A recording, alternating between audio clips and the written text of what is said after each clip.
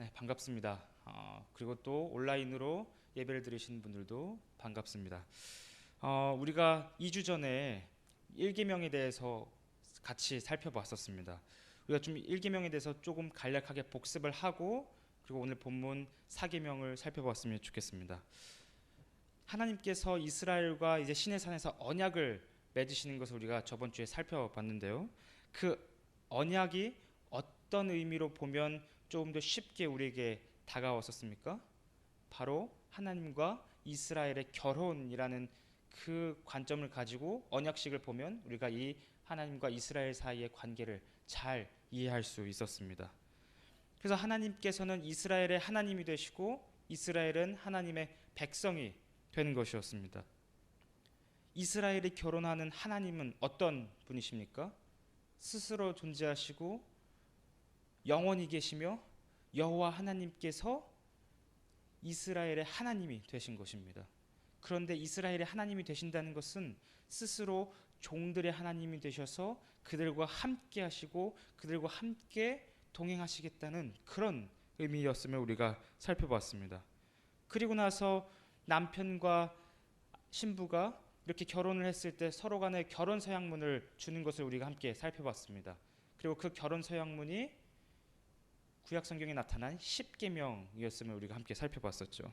그래서 그 결혼 서약문의 첫 번째 명령에 하나님께서는 너는 너를 위해 다른 신들을 내 얼굴 앞에 있게 하지 말라라고 이렇게 말씀하셨습니다.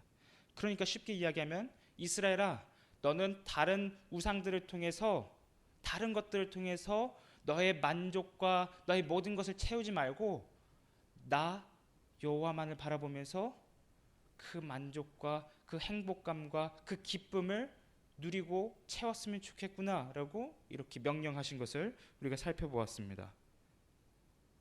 이러한 1계명의 의미가 3계명까지 계속해서 이어지는 것을 우리가 볼 수가 있습니다.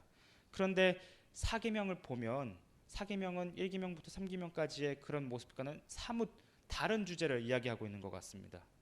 1계명부터 3계명까지는 직접적으로 하나님과 하나님 백성 사이의 관계를 다루고 있습니다. 그런데 4계명은 어떤 것을 다루고 있죠? 안식이라는 시간의 주제에 대해서 다루고 있습니다. 이게 하나님께서 이 4계명을 주시면서 이스라엘에게 하나님의 백성에게 어떤 의도로 이 시간에 대한 주제를 말씀하신 걸까요? 우리가 이 안식일이라는 주제가 구약 성경을 천천히 읽으시다 보면 굉장히 많이 등장하는 것을 우리가 살펴볼 수가 있습니다. 특히 구약 성경의 후반부에 있는 선지서를 통해서 이런 안식일에 대한 주제가 굉장히 많이 등장을 하는데요. 이사야서나 에스겔서에 더 집중적으로 나타나고 있는 것을 우리가 볼 수가 있습니다. 선지자들의 역할이 무엇인지 혹시 아십니까? 선지자들이 왜 이스라엘 안에서 활동을 했는지 아십니까? 선지자들의 역할이 무엇이죠? 하나님의 백성들이 잘못된 길로 갔을 때 그것을 고발하고 그리고 하나님의 말씀을 선포함으로 하나님 백성들이 하나님께로 다시 돌아올 수 있게 하는 역할이 선지자의 역할이었습니다. 그런데 선지자들이 안식일에 대한 주제를 굉장히 이스라엘에게 많이 이야기하는 것을 우리가 볼 수가 있습니다. 예를 들면 남유다가 멸망하기 직전에 활동했던 예레미야 선지자를 예로 들 수 있을 것 같습니다. 예레미야 선지자는 남유다에게 이렇게 이야기를 하는데요. 예레미야 17장 22절에서 23절입니다. 안식일에 너희 집에서 짐을 내지 말며 어떤 일이라도 하지 말고 내가 너희 조상들에게 명령함 같이 안식일을 거룩히 할지어다. 그들은 순종하지 아니하며 귀를 기울이지 아니하며 그 목을 곧게 하여 듣지 아니하며 교훈을 받지 아니하였느니라. 여기서 우리가 예레미야 선지자의 주목해야 될 표현은 내가 너희 조상들에게 명령함 같이 안식일을 거룩히 할지어다 라는 표현입니다. 예레미야 선지자가 이 안식일에 대한 주제를 남유다가 멸망하기 직전에 하나님의 백성들에게 말씀했다는 것은 그 당시 남유다의 상황이 어떤 상황이라는 것입니까? 안식일을 지키지 않았고 안식일을 거룩히 하지 않았다는 것을 방증합니다. 그래서 하나님께서는 안식일을 지키지 않고 안식일을 거룩하게 하지 않았다는 이 표현을 어떻게 표현하시냐면 안식일을 더럽혔다 이렇게 말씀하십니다. 에스겔 선지자는 에스겔 20장 24절에서 이렇게 이스라엘을 고발하는데요. 이는 그들이 나의 규례를 행하지 아니하며 나의 율례를 멸시하며 내 안식일을 더럽히고 눈으로 그들의 조상들의 우상들을 사모함이며. 에스겔 선지자가 지금 내 안식일을 더럽히고 라고 이렇게 이야기를 하고 있습니다. 그렇다면 하나님께서는 왜 이스라엘에게 이토록 안식일에 대한 주제를 굉장히 많이 강조하시고 선지자들을 통해서 고발하도록 하셨던 것일까요? 왜냐하면 안식일이 하나님과 이스라엘 사이에 그 언약을 맺는 표징 그 자체이기 때문입니다. 출애굽기 31장 12절에서 18절을 우리 함께 좀 살펴보면 좋겠습니다. 출애굽기 31장 12절에서 18절 말씀입니다.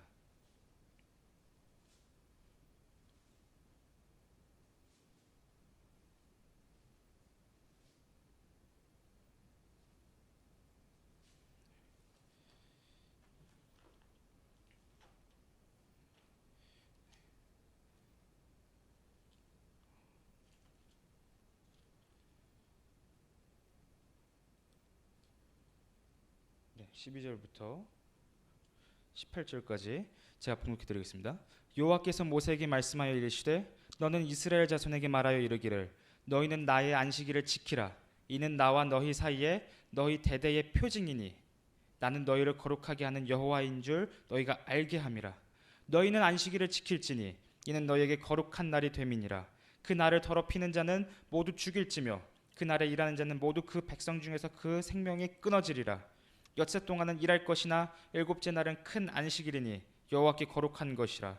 안식일에 일하는 자는 누구든지 반드시 죽일지니라. 이같이 이스라엘 자손이 안식일을 지켜서 그것으로 대대로 영원한 언약을 삼을 것이니 이는 나와 이스라엘 자손 사이에 영원한 표징이며 나 여호와가 엿새 동안에 천지를 창조하고 일곱째 날의 일을 마치고 쉬었음이니라 하라. 네. 이 본문을 통해서 하나님께서는 안식일 자체가 이스라엘에게 주는 표징이라고 말씀을 하고 계십니다.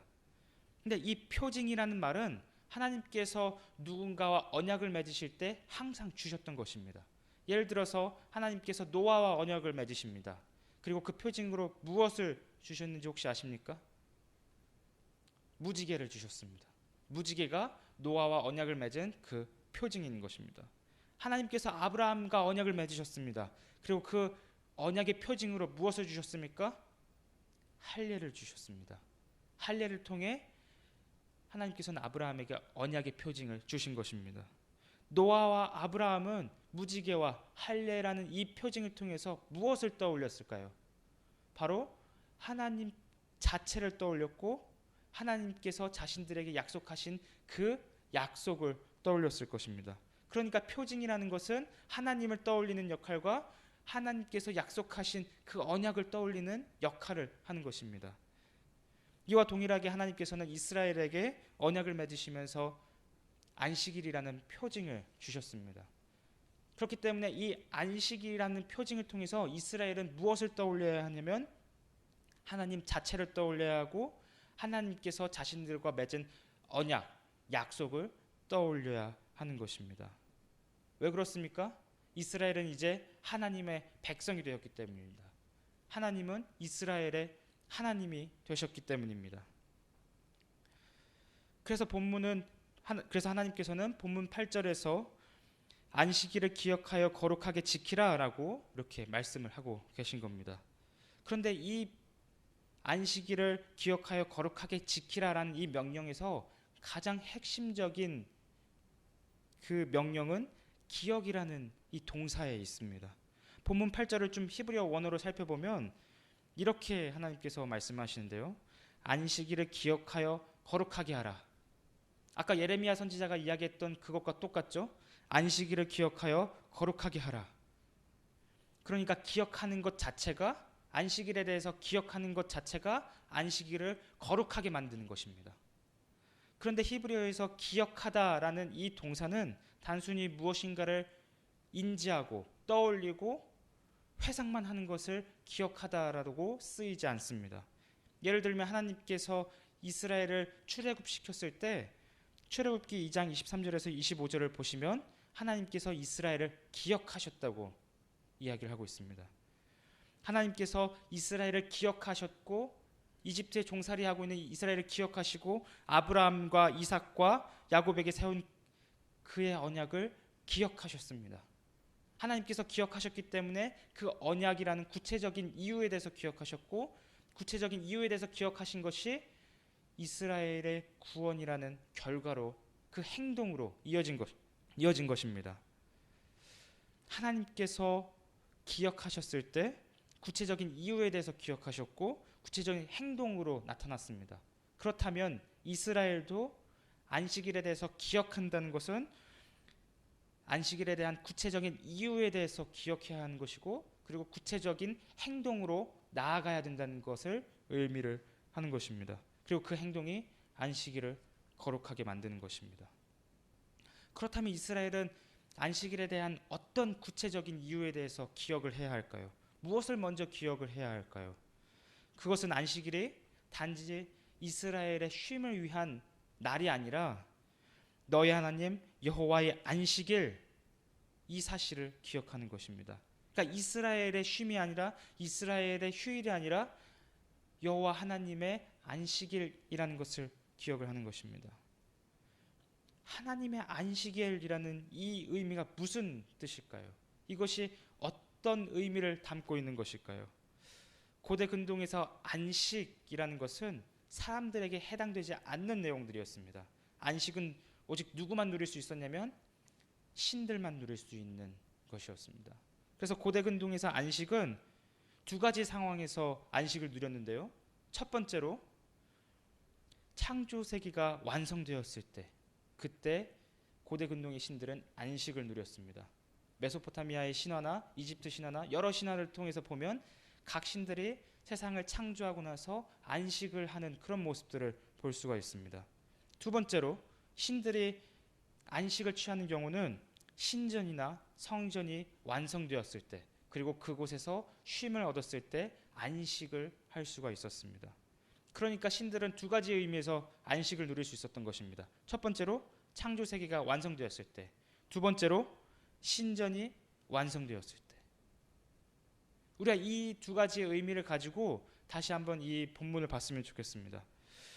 본문 11절을 보시면 하나님께서 일곱째 날이 왜 하나님의 안식일인지를 말씀하고 계십니다.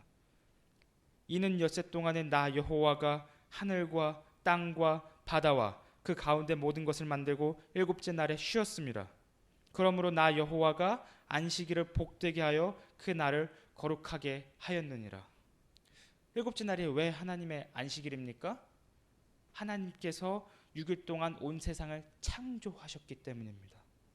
그리고 일곱째 날에 하나님께서 안식하셨기 때문입니다. 여기서 안식은 하나님께서 모든 창조를 끝내시고 안식하셨다는 것은 단순히 일 끝났으니까 쉬어야지 하는 그런 의미가 아닙니다. 여기서 안식이라는 말은 그런 쉼의 개념도 있지만 어떤 일을 완벽하게 끝마쳤을 때, 더 이상 어떠한 것도 추가하지 않고 완벽하게 끝냈을 때 안식한다라고 이야기를 하고 있습니다. 그러니까 하나님께서 6일 동안 창조를 하시고 7일 때 일곱째 날에 안식하셨다는 것은 하나님께서 만드신 이 세상이 완벽하고 그 무엇도 더할 것 없이 완전하다는 것을 의미하는 것입니다. 그런데 이 사실이 시내산 아래에서 이 안식에 대한 말씀을 듣고 있는 이스라엘에게는 어떤 의미로 다가왔을까요? 이스라엘에게는 이 하나님의 창조 사건이 그들이 지금까지 400년 동안 경험했던 이집트의 신들, 그리고 그들이 앞으로 가나안 땅에, 약속의 땅에 들어가서 만날 바알과 여러 우상들, 이 모든 것들이 다 거짓말이라는 것을 고발하는 내용입니다. 그러니까 하나님께서 안식하셨다는 것은, 하나님께서 창조하셨다는 것은 하나님 홀로 이 세상을 창조하시고 우상들은, 이스라엘이 지금까지 경험했던 그 모든 신들은 다 거짓말이라는 것을 하나님께서는 이 안식일 계명을 통해서 폭로하고 고발하고 있는 것입니다. 어떠한 신들도 하나님의 창조에 참여하거나 더하거나 이러지를 않았습니다. 오직 하나님 홀로 온 세상을 만드신 것입니다. 하나님의 창조를 우리가 좀 더 깊게 살펴봤으면 좋겠습니다. 창세기 2장을 살펴보시면 하나님께서 창조를 하시고 나서 하나님의 형상으로 사람을 창조하신 뒤에 무엇을 창설하신지 혹시 아십니까? 우리가 예전에 한번 다루었었던 내용인데요. 바로 에덴 동산을 창설하십니다. 그런데 이 에덴 동산의 의미가 무엇이었습니까? 하나님께서 임재하시는 성전의 의미입니다. 에덴 동산은 아담이 하나님을 만나는 성전이었던 것입니다. 하나님께서 창조하셨습니다. 그리고 하나님께서 에덴 동산이란 성전을 만드셔서 그곳에서 안식을 취하십니다. 그런데 이 성전에서 안식을 취한다는 것은 고대 근동에서 어떤 의미냐면 그 신이 세상을 통치하는 통치자이자 주권자이자 왕이라는 것을 의미합니다. 그러니까 하나님께서 이 세상을 창조하시고 이 성전에서 에덴 동산에서 안식을 취하셨다는 것은 하나님께서 이 세상의 창조자시오, 그리고 하나님께서 이 세상을 다스리시고 주관하시고 이 세상을 붙드시는 왕이시라는 것입니다. 이스라엘의 안식일에 기억해야 할 기억의 그 구체적인 이유는 하나님께서 이 세상을 창조하시고 하나님께서 이 세상을 다스리시는 왕이라는 것을 기억하는 것입니다. 이것이 이스라엘에게 있어서 굉장히 중요한 기억이었습니다. 그래서 신학자 클라인이라는 학자는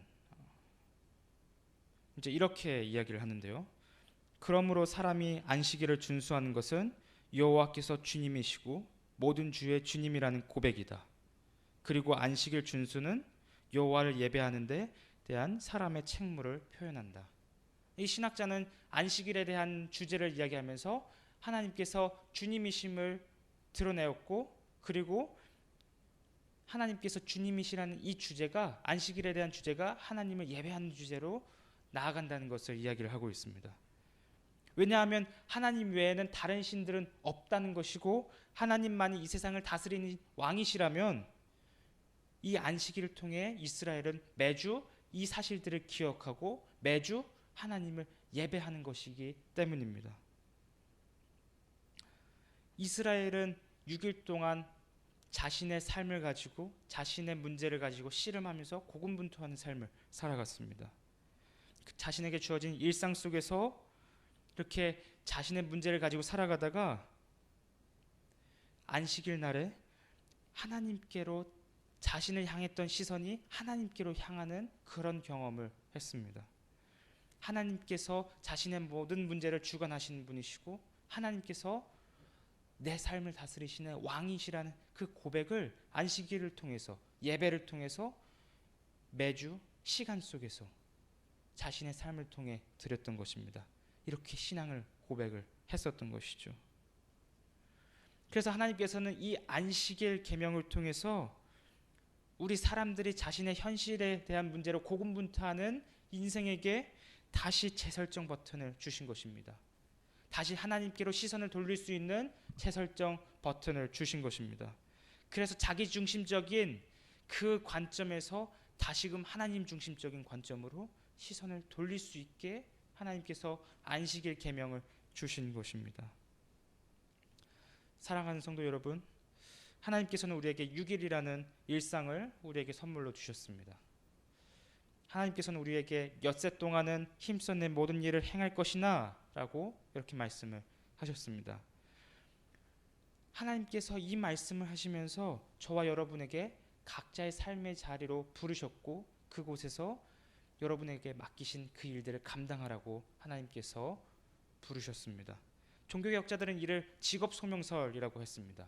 성직자들만, 목사들만 하나님의 부르심을 받은 것이 아니라 저와 여러분 모두가 하나님의 부르심을 받고 삶의 다양한 자리에서 하나님의 일들을 감당한다는 것입니다. 우리는 6일의 일상을 통해서 하나님의 창조를 따라합니다. 하나님께서 6일 동안 창조하셨던 것처럼 우리는 6일 동안 하나님의 창조를 따라하는 것입니다.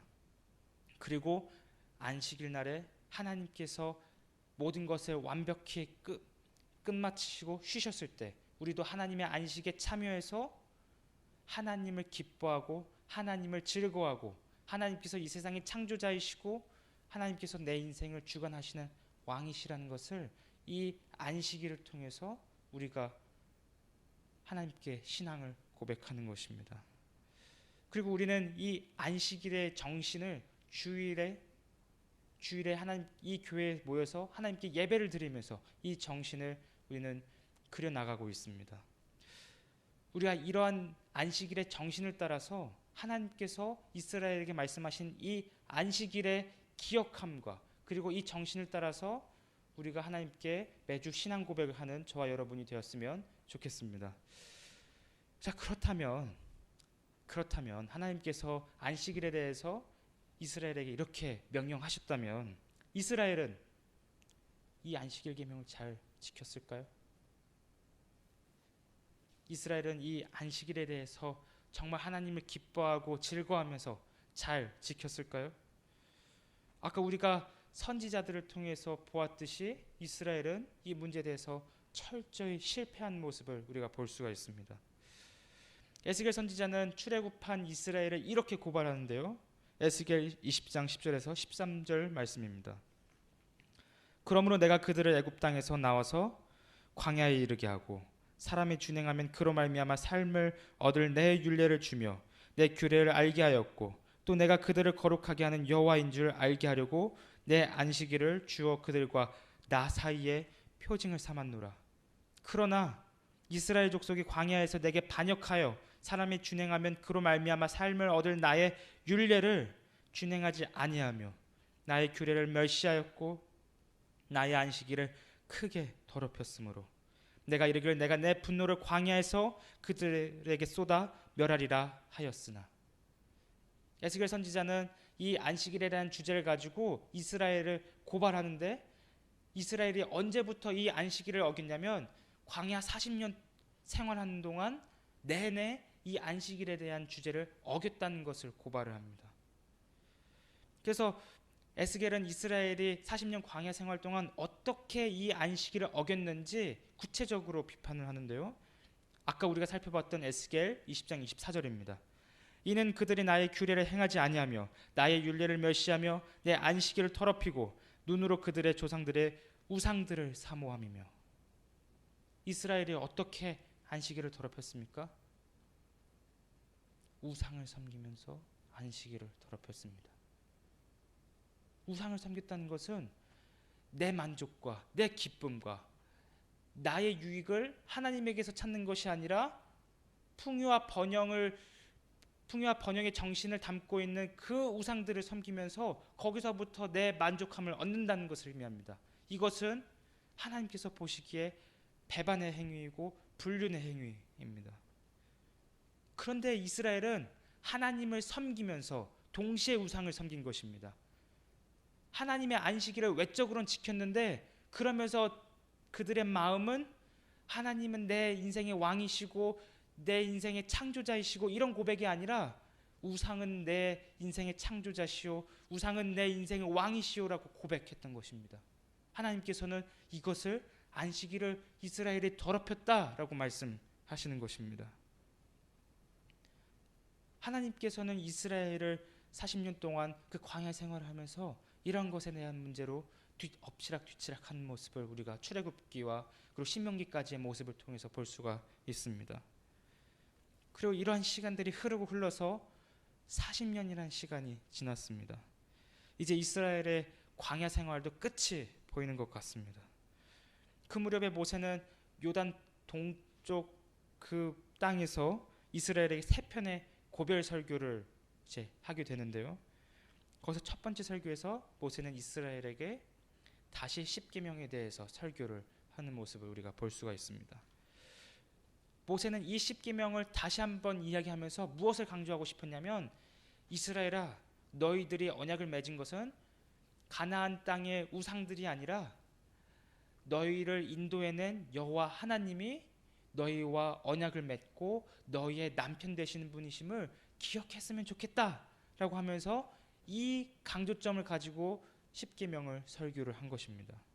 그런데 모세가 사계명을 설교를 하면서 출애굽기 때와는 다른 안식의 근거에 대해서 이야기를 하고 있습니다. 신명기 5장 15절인데요. 같이 한번 찾아볼까요? 신명기 5장 15절입니다.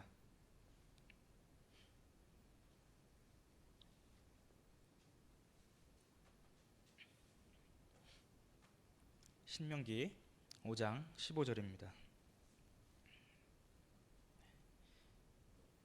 다 같이 한번 봉독해 볼까요? 네. 너는 기억하라. 내가 애굽 땅에서 종이 되었더니 내 하나님 여호와가 강한 손과 편팔로 거기서 너를 인도하여 내었나니 그러므로 내 하나님 여호와가 내게 명령하여 안식일을 지키라 하느니라. 출애굽기에서 안식의 근거는 하나님의 창조에 있었습니다. 그런데 신명기에서 모세는 안식의 근거를 이스라엘을 구출하신 출애굽 사건에 이 안식의 근거를 두고 있습니다. 모세는 왜 이 사계명을 설교하면서 왜 안식의 근거를 출애굽 사건에 두었을까요? 그것은 이스라엘의 출애굽을 한 그 사건 자체가 하나님의 재창조 사건이기 때문입니다. 하나님께서 자신의 백성들을 만드신 재창조 사건이었기 때문입니다. 하나님께서 이스라엘을 이집트에 구출하셨을 때 그때 이스라엘은 어떤 상태에 있었습니까? 이집트의 종된 상태에 있었습니다. 그들의 신분 자체가 종이었습니다. 그런데 하나님께서 이스라엘을 출애굽하시면서 이스라엘의 신분이 어떻게 바뀌었습니까? 종에서 자유의 신분으로 하나님의 백성의 신분으로 바뀌게 되었습니다. 이스라엘의 출애굽을 하면서 홍해를 건넜습니다. 그리고 그 홍해를 건너면서 이스라엘은 다시는 애굽으로 돌아갈 수 없는, 이집트의 종으로 돌아갈 수 없는 신분이 된 것입니다. 성경은 이 홍해 사건을 건너는 것을 이스라엘의 재창조 사건이라고 이야기하고 있습니다. 그러니까 하나님께서 출애굽하신 이것 자체가 이스라엘에게 있어서는, 그리고 하나님에게 있어서는 재창조 사건인 것입니다. 하나님께서 6일 동안 세상을 창조하시고 그리고 에덴 동산을 만드셔서 거기서 안식하셨습니다. 그런데 하나님께서 출애굽을 통해 이스라엘이라는 새로운 하나님의 백성을 창조하시고 그리고 그들에게 신의 산에서 성막이라는 이동식 성전인 성막을 주셨습니다. 그리고 그곳에서 하나님께서는 이스라엘과 함께 하시면서 안식하시는 것을 우리가 모세오경을 통해서 볼 수가 있습니다.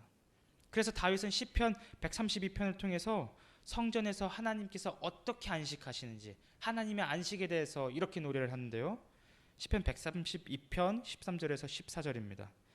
여호와께서 시온을 택하시고 자기 거처를 삼고자 하여 이르시기를 이는 내가 영원히 쉴 곳이라 내가 여기 거주할 것은 이를 원하였음이로다.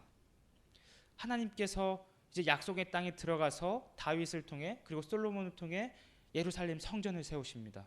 그리고 그곳에서 하나님께서는 뭐라고 말씀하시냐면 이는 내가 영원히 쉴 곳이라, 내가 영원히 안식할 곳이라, 이렇게 하나님께서 말씀하고 계십니다.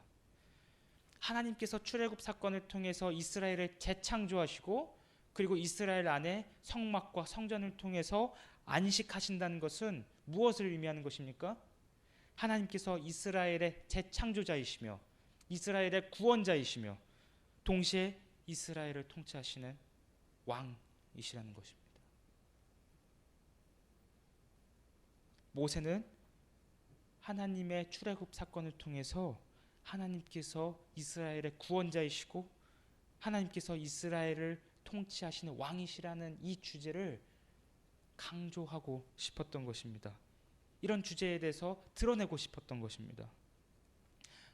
이스라엘과 언약을 맺은 이스라엘의 남편이 되신 하나님은 온 세상의 창조자이시고 왕이십니다.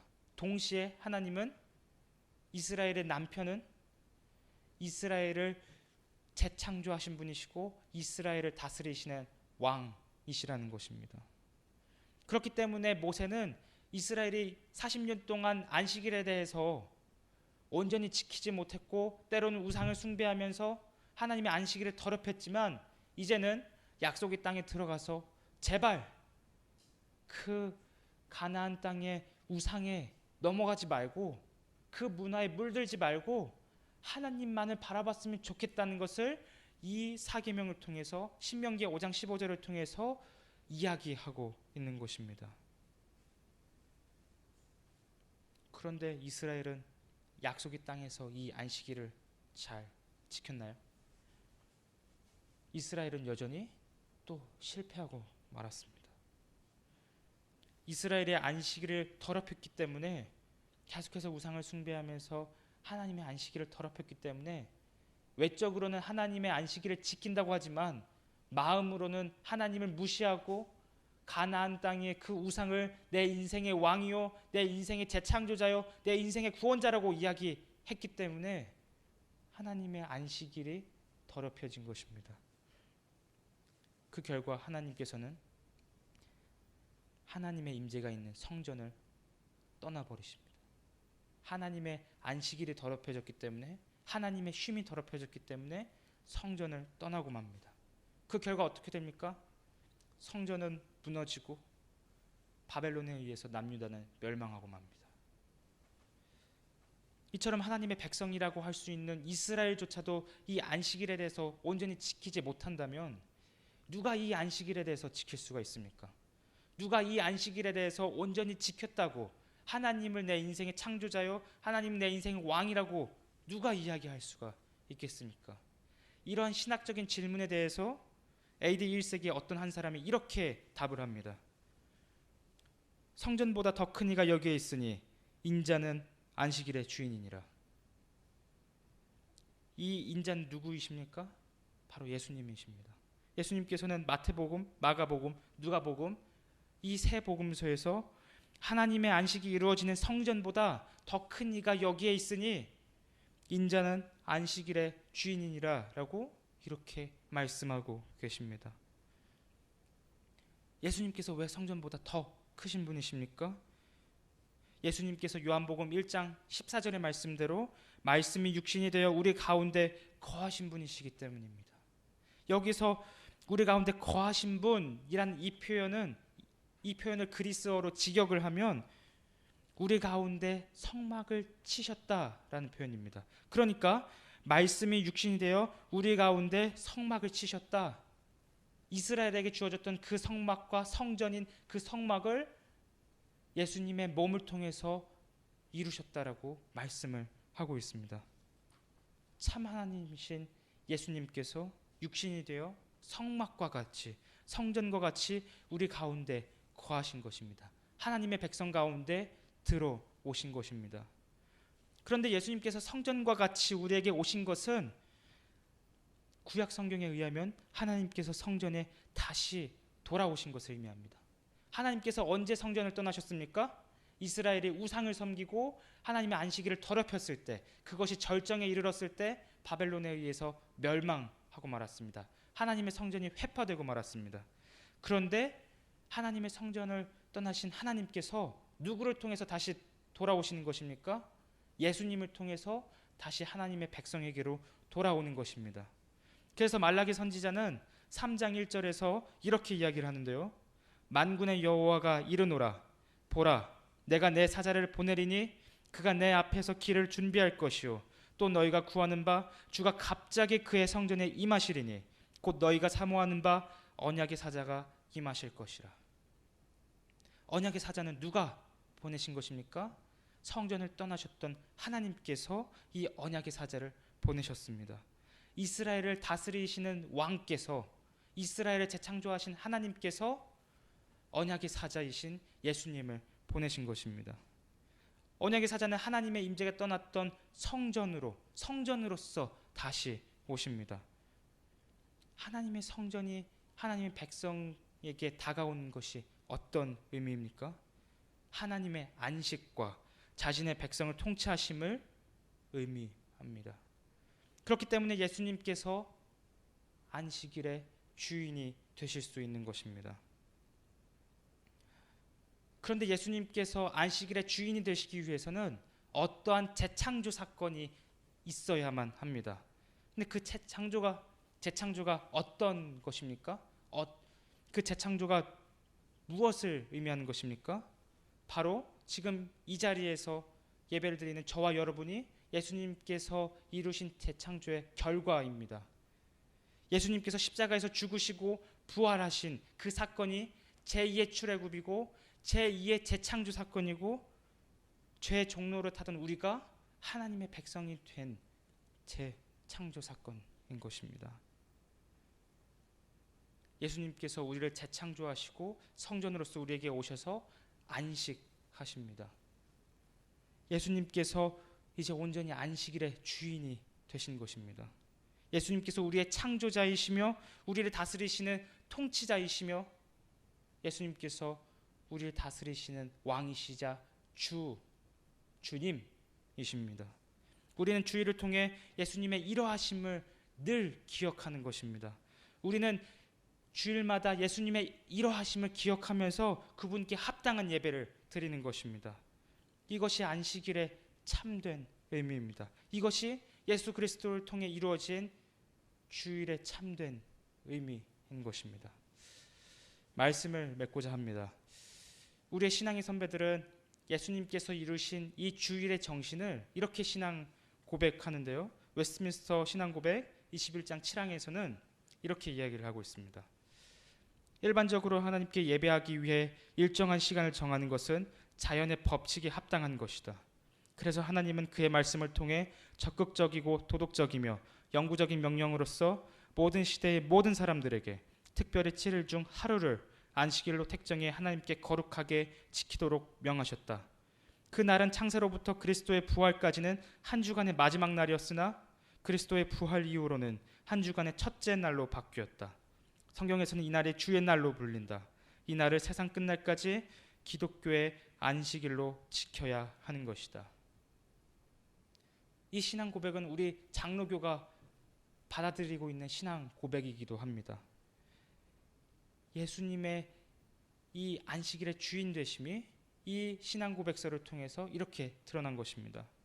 우리가 왜 토요일을 안식일로 지키지 않고 일요일을 주일로 지키는 것입니까? 그것은 주님께서 부활하신 날이시자 우리가 재창조된 날이기 때문입니다. 예수님께서 죽음에서 부활하심으로 우리의 창조자이시며 우리를 다스리시는 왕이 되셨습니다. 우리는 매주 주일마다 우리의 삶을 통해서 예배를 통해서 시간을 통해서 이러한 고백을 매주 예수님께 삼위 하나님께 고백을 드리고 있는 것입니다. 우리의 매주의 주일이 이러한 정신과 이러한 신령과 진정으로 하나님께 예배를 드리는 저와 여러분이 되었으면 좋겠습니다. 그리고 저와 여러분이 매 주일마다 하나님을 진정으로 기뻐하고 또 기뻐하면서 예수님께서 내 인생의 재창조자이시오 구원자이시오 내 인생의 왕이시라는 것을 고백하며 하나님께 예배를 드리는 저와 여러분이 되셨으면 좋겠습니다. 기도하겠습니다.